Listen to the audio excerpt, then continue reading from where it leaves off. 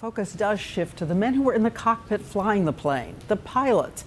Any clues their lives may have left behind. And ABC's chief investigative correspondent Brian Ross spent the day tracking down new details.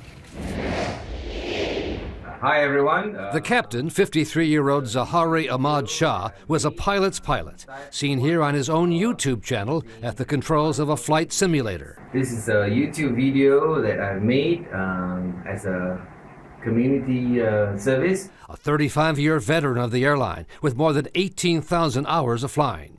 But his co-pilot, 27-year-old Fariq Abdul Hamid, is much less experienced. And today the airline said it was investigating troubling reports he was a kind of airborne playboy, violating safety standards in the cockpit. According to an Australian news report, these two young women were invited by the co-pilot 3 years ago to ride with him in the cockpit on a flight to Kuala Lumpur. At one stage, they were pretty much turned around in their seats talking to us, and they were so engaged in conversation. Still, there's nothing known about the two Malaysia Air pilots that suggest foul play. But their backgrounds are coming into sharp focus with the new reports that the plane veered far off course for an hour after turning off its transponder tracking signal, raising questions today of possible hijacking or even pilot suicide. You cannot discount any theory, who had the ability to turn off a transponder? I don't know.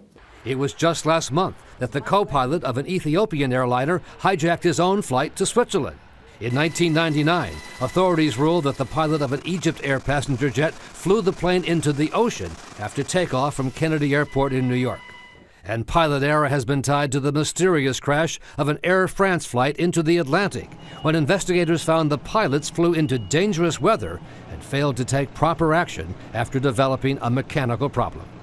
U.S. authorities tell ABC News tonight that the homes of the two Malaysia Air pilots have now been searched, looking for any clues that might answer the mystery, Diane, of why and how this plane disappeared. All right, Brian Ross, our thanks to you. Brian and Bob continuing our coverage throughout this night.